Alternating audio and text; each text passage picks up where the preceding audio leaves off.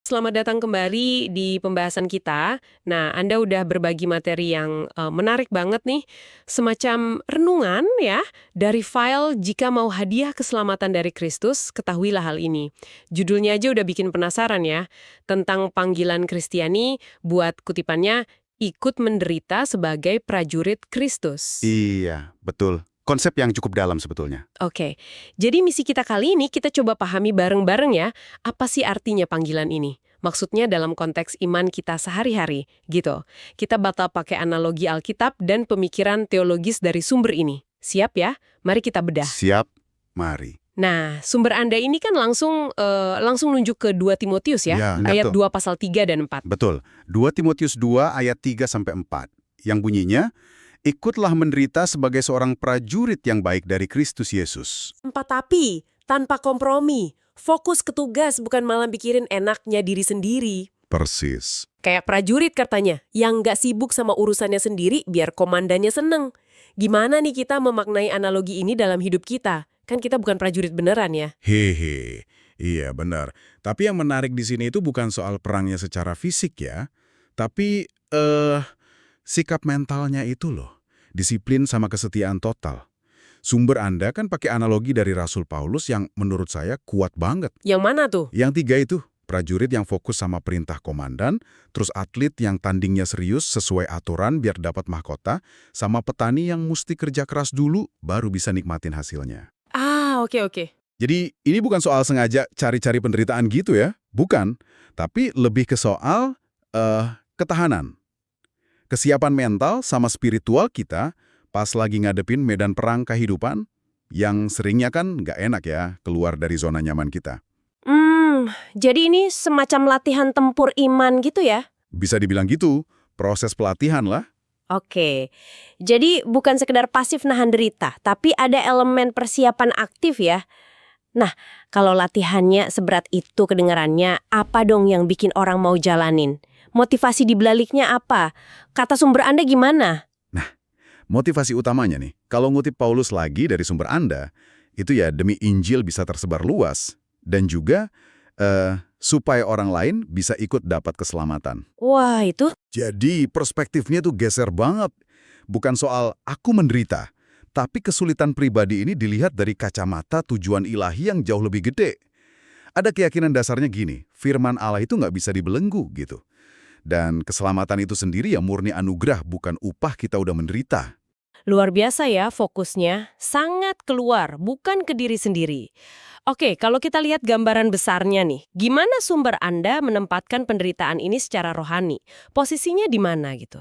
Sumber Anda ini ngasih nilai spiritual ya buat penderitaan yang dihadapi karena iman. Disebutin kalau itu bisa jadi tanda kita ini bukan berasal dari dunia. Itu referensinya ke Yohanes 15 ayat 19. Oh, oke. Bahkan bisa jadi semacam gerbang sempit gitu buat masuk ke kerajaan Allah. Itu dari Lukas 13 ayat 24.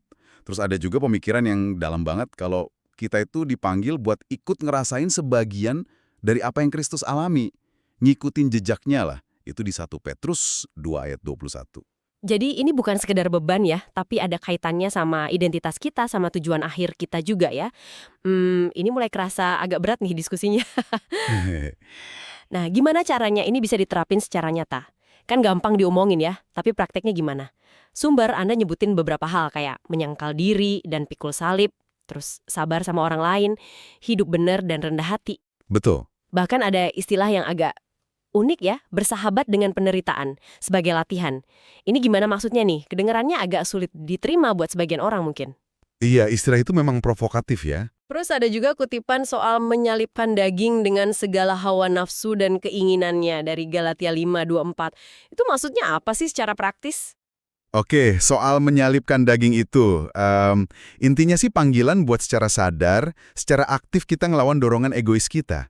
Keinginan-keinginan yang nabrak nilai iman, atau nafsu yang rusak gitu. Jadi perjuangan internal ya? Betul banget. Perjuangan internal yang terus-menerus, dan itu juga dianggap bagian dari penderitaan atau kesulitan ngikutin Kristus. Nah, soal bersahabat dengan penderitaan, ya memang kedengeran aneh. Tapi sumber Anda kayaknya ngertiinnya bukan kita nikmatin rasa sakit ya. Bukan itu. Terus? Tapi lebih ke sikap menerima kesulitan itu sebagai bagian yang nggak bisa dihindari dari proses pendewasaan rohani kita. Jadi daripada kita berontak terus-terusan, kita coba terima sebagai bagian dari proses. Ini kan akhirnya balik ke pertanyaan kunci. Penderitaan dalam iman itu kita lihat sebagai kutukan atau malah kehormatan? Wah, pertanyaan bagus banget itu. Gimana jawaban dari sumber Anda? Ke arah mana? Sumber Anda ini jelas banget ngarahnya ke pilihan kedua, sebuah kehormatan. Dia ngutip Yesus sendiri loh di Lukas 24 ayat 26, dibilang kalau Sang Mesias itu harus menderita dulu untuk masuk ke dalam kemuliaannya. Ah, jadi ada urutannya ya? Derita dulu baru mulia. Kurang lebih gitu, artinya penderitaan yang kita alamin karena kita setia sama Kristus itu dilihat sebagai proses pemurnian iman, pembentukan karakter yang luhur, yang justru nyiapin kita buat kemuliaan abadi bareng Dia. Ini ditegasin juga di Roma 8 ayat 17 sama 18. Oke. Jadi kalau dirangkum nih ya, intisarinya gini. Materi Anda ini ngajak kita ngelihat panggilan iman itu kayak tugasnya prajurit. Butuh ketabahan, fokus, sama setia. Betul. Dorongannya apa? Ya teladan Kristus sendiri sama kasihnya di kayu salib itu. Jadi penderitaan di sini bukan tujuan akhirnya, tapi kayak bagian dari pelatihan, ujian kesetiaan, dan jalan buat bertumbuh secara rohani menuju kemuliaan nanti. Gitu ya? Tepat sekali, udah dapat banget intinya. Dan ini mungkin ninggalin satu pemikiran penutup ya, buat Anda yang dengerin. Ini berangkat dari pertanyaan-pertanyaan di sumber Anda juga sih. Apa tuh? Jadi, lebih dari sekedar, siap deh kalau nanti menderita, pertanyaannya jadi, gimana Anda secara aktif menyikapi dan merespons tantangan atau kesulitan nyata yang muncul karena Anda berusaha hidup sesuai iman atau kebenaran di keseharian Anda? Menarik. Jadi, pertanyaannya bukan soal nyari-nyari masalah ya, bukan. Tapi, gimana integritas sama kesetiaan Anda itu diuji dan terbukti justru pas lagi ngadepin tekanan itu. Itu renungan buat kita semua saya rasa.